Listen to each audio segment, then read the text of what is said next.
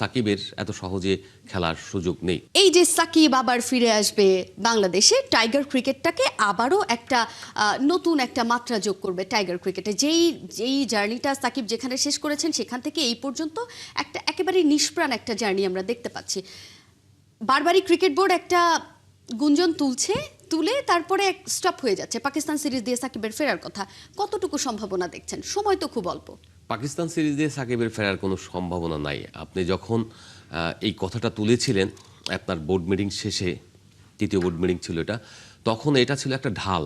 আপনি বিশ্বকাপ খেলতে যাচ্ছেন না সেটাকে আড়াল করার জন্য, সেটাকে যাতে পুরোপুরি একটা স্ট্যান্ডবাজি যাকে বলেন, সেই জিনিসটাই করেছিল বাংলাদেশ ক্রিকেট বোর্ড। এখন যেটা বলছে যে মার্চে পাকিস্তানের বিপক্ষে তারা সিরিজ খেলাবে, সেটাও একেবারেই সম্ভব নয়। বিকজ অফ আইনি প্রক্রিয়ার মধ্য দিয়ে তাকে আগে খালাস করতে হবে, যে জায়গা থেকে তাকে হত্যা মামলার আসামি করা হচ্ছে, হুকুমের আসামি, সেই জায়গা থেকে তাকে চার্জশিট থেকে তাকে নাম বাতিল করতে হবে। বাতিল করার পরবর্তীতে যে অন্য মামলাগুলো আছে সেগুলি তিনি ফেস করার মতো, খুব সহজেই জামিন নেওয়ার মতো মামলা সেগুলো।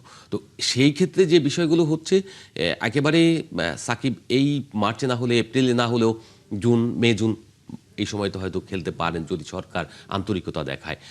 আদারওয়াইজ কিন্তু সাকিবের এত সহজে খেলার সুযোগ নেই। তবে হ্যাঁ, একটা প্রস্তুতি তো সাকিব নিয়ে রেখেছেন। সেই প্রস্তুতিটা কি, তিনি খেলবেন যে কোনো মূল্যেই চান তিনি বাংলাদেশ থেকে খেলে এই দেশের মাটিতে, নট অন্য কান্ট্রিতে, আপনার বিদেশে না, বাংলার মাটিতে, যে দেশে তিনি জন্মেছেন, যে দেশে তিনি খেলেছেন, যে দেশের হয়ে তিনি জার্সি পরেছেন, সেই দেশের মাটিতে, সেই দেশের দর্শকের সামনে তিনি খেলে বিদায় বলবেন।